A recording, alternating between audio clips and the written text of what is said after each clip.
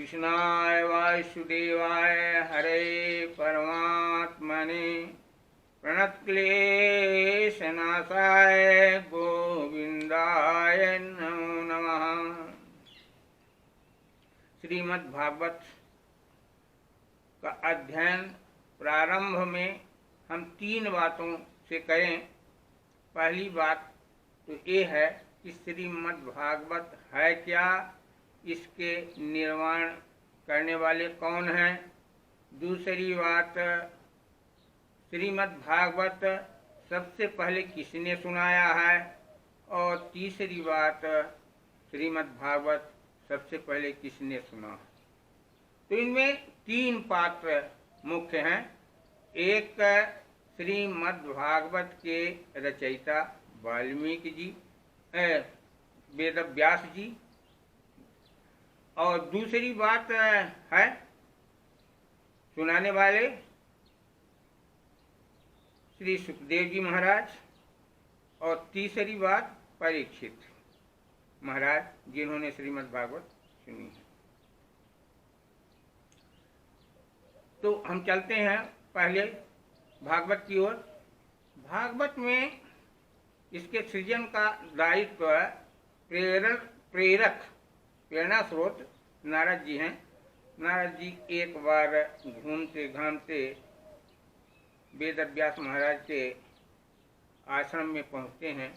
वेदव्यास महाराज को देखकर वे कहते हैं, पाराशर्य महाभाग भवतः कैश्चिदात्मना परितुष्यति शारीर मानस वाणी एव चा। महाभाग व्यासदेव महाराज जी, क्या आप शरीर से, आत्मा से, मन से संतुष्ट हैं। जिज्ञासितं धीतं चा यत्तद् ब्रह्म सनातनम् तथापि शोचस्यात्मानम् अकृतार्थ इव प्रभो।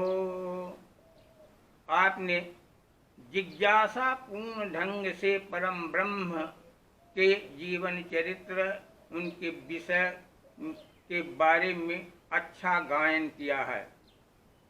इसके बाद भी आप ऐसा लगता है कि संतुष्ट नहीं है, किसी सोच में विमग्न है। इसका कारण क्या है। इस बात पर व्यास जी कहते हैं,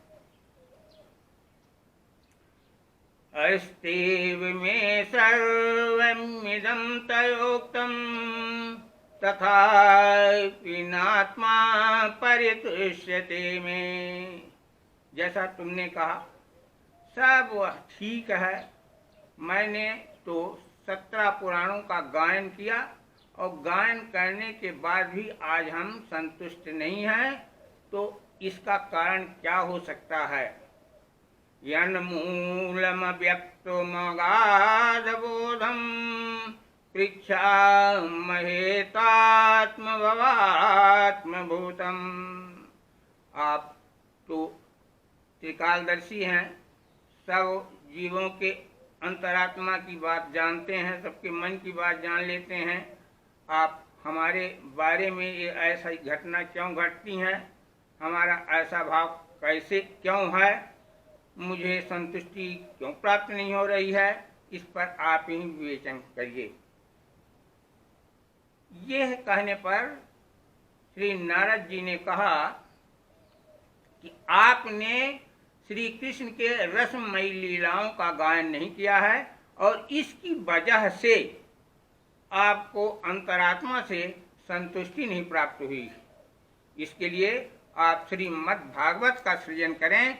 श्रीमद्भागवत का सृजन के बाद आपको आनंद की अनुभूति होगी।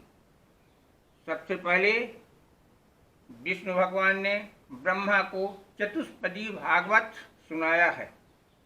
उस चतुष्पदीय भागवत को ब्रह्मा जी ने मुझे बताया और वही चतुष्पदी भागवत मैं आपको सुना रहा हूं।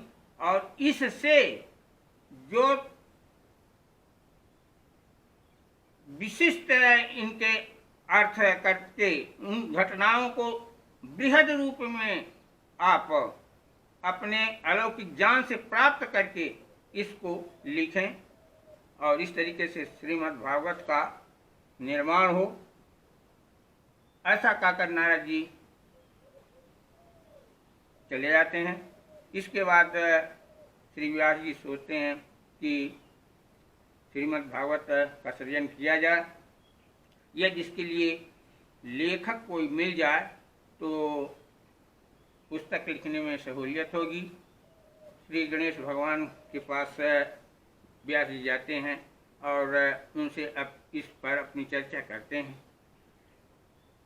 गणेश जी ने कहा कि ठीक है, हम आपका लैखिक कार्य करेंगे, लेकिन इसके लिए एक शर्त है, यदि हमारी कहीं लेखनी बंद हुई तो वह फिर नहीं उठेगी। इस पर व्यास भगवान ने कहा कि ठीक है, ऐसा है कि जो छंद हम आपको लिखने के लिए पेश करें, उन सभी छंदों का बिना भाव जाने आप लिपिबद्ध न करें। तो इस तरीके से ये शर्त दे करके मंजूरी दोनों तरफ से हुई, सहमति हुई और श्रीमद् भागवत का सृजन प्रारंभ हुआ। इसी तारतम्य में कहीं कहीं श्रीमद् भागवत में क्लिष्ट छंदों का निर्माण करते हुए व्यास जी ने आगे बढ़ा है और इस तरह श्रीमद् भागवत 18,000 श्लोकों पर लिखी गई।